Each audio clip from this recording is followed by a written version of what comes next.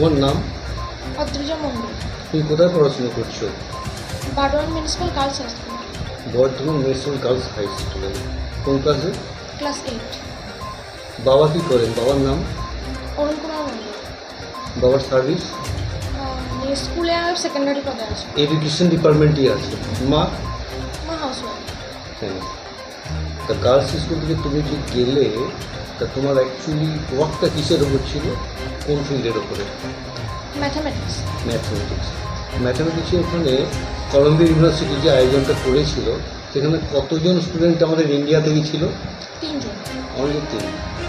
তার মধ্যে ওয়েস্ট বেঙ্গল থেকে কি তুমি একা না অন্য আরো ছিল? নবদ্বীপ থেকে শহীদুল জাফরের রিপোর্ট, যুগান্তর সংবাদ। তা ওরা কি অ্যাওয়ার্ডটা দিল তোমাকে? Bronze award.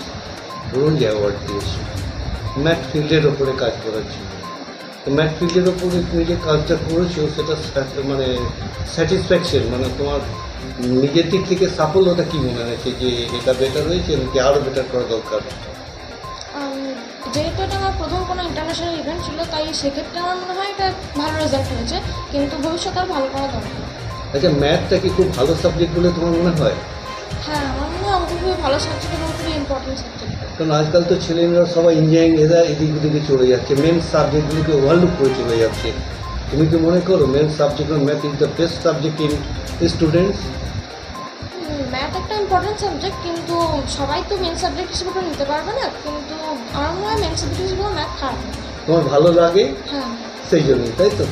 খুব ভালো। আগামীতে তুমি ম্যাথ নিয়ে কী কাজ করতে চাও? রিসার্চে আসতে চাও? অবশ্যই আসবে। প্র্যাকটিক্যালি ম্যাথের ওপরে আমি রিসার্চ করতে চাই না, কিন্তু আমি যে সাবজেক্টটা নিয়ে করতে চাই ভবিষ্যতে, সেটা ম্যাথ খুবই গুরুত্বপূর্ণ। ব্রোঞ্জ অ্যাওয়ার্ড তোমাকে দেওয়া হয়েছে, ওরা কি কোনো তোমাকে সার্টিফিকেট বা কোনো কিছু দিয়েছে? সার্টিফিকেট বর্তমানে দেয়নি, প্রফেশনাল নিয়ে। এই হয়েছিল কোথায়? ইভেন্টটা কোথায় কমিউনিকেট করা হয়েছিল? কমিউনিকেট তো করা হয়েছিল ভাই অনলাইন, কিন্তু অনুষ্ঠানটা হলো নিউ ইয়র্কে কলম্বিয়া ইউনিভার্সিটি। ক তারিখে হয়েছিল? 14 তারিখ থেকে 18 তারিখে। তোমাকে অ্যাওয়ার্ডটা দিল ক তারিখে?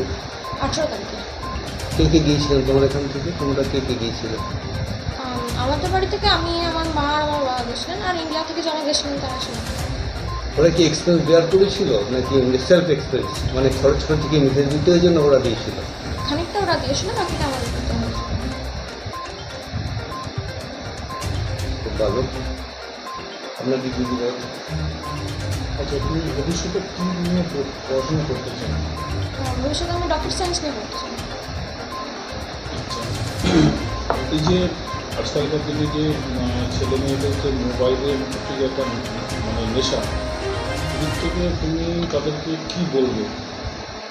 আমার মনে হয় মোবাইল খুব একটা এখন গুরুত্বপূর্ণ জিনিস হয়ে গেছে, যেহেতু এখন অনেক কাজই অনলাইনে করা হয় বা পড়াশোনা এখন অনলাইনে করাটা খুবই সহজ হয়ে গেছে, সেদিক থেকে মোবাইলের ব্যবহার খুবই তাৎপর্যপূর্ণ, কিন্তু অনেক ক্ষেত্রে ছেলেমেয়েরা যেটা করে ভিডিও গেম বা অন্য কোনো দিকে নেশা চলে যায়, সেটা আমার মনে হয় এত কম বয়সে আসাটা উচিত নয়।